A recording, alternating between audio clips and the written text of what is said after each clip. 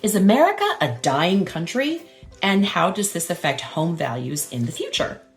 Okay, look, I know this is a very truly inflammatory question, but I think it has a huge effect on the future of the economy and subsequently the state of real estate home values in this country. Hi, this is Nancy from Nancy Chu Homes, and I want you to take a minute, pause this video, and go down to the comments and let us know if you believe America is dying, yes or no. Okay, now that you're back, let's examine what that means. What qualifies as dying? Or maybe let's just use the phrase in decline. A great example of a country that is potentially on the road to decline is Japan. I know you've heard this before. 30% of Japan's population is now over the age of 65, and they have a super low birth rate as well as a predisposition to be uninviting to immigration or allowing migrant workers into their country. Now, why is this an issue? Well, because a growing population means a healthy replacement population in both the workforce as well as consumers in retail and, of course, industries like housing. So this is a significant demographic challenge if Japan is to remain relevant in industry, finance, and innovations in science, right? Now, on the flip side, there are 10 African nations that are among the top 20 fastest growing economies projected for 2024. That's like a half of them. These countries are poised to take a larger share of the world's economic pie over time. So then how about America? Well, we're kind of in the middle. So what we do know is that America does have a very strong population for now. The census data was just released like 3 days ago at the beginning of November, and it shows projections that we're going to reach a high of 370 million in 2080, with a probable decline in population to 366 million by 2100.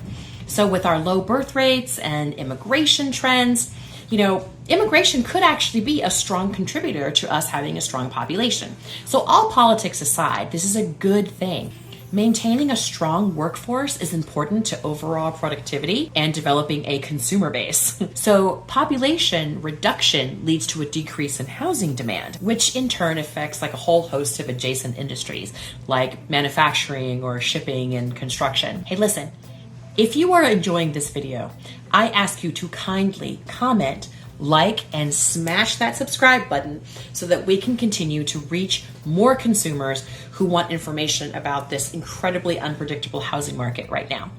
And if you want more information about buying, selling, or investing in real estate, you can always reach us by checking out the link to us in the body of the video description. Okay? It leads to a form. You'll reach us directly. Look, we're talking about close to 80 years of demographic projection here.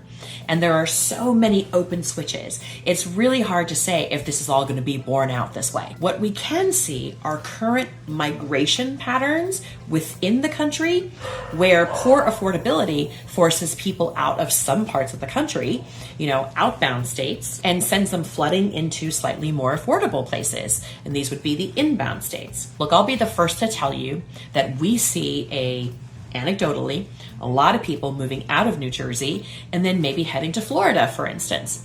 And that's not just about the weather, okay? It's also about finding a reasonable cost of living, especially as you move towards a fixed income.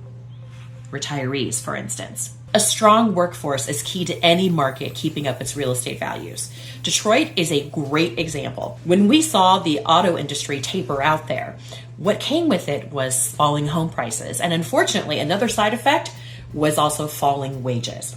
So a shrinking population isn't always a boon to real estate. All right, thank you so much for listening. And if you have any questions, you can always reach out to us via the link in the body of the description. I look forward to talking to you guys next week.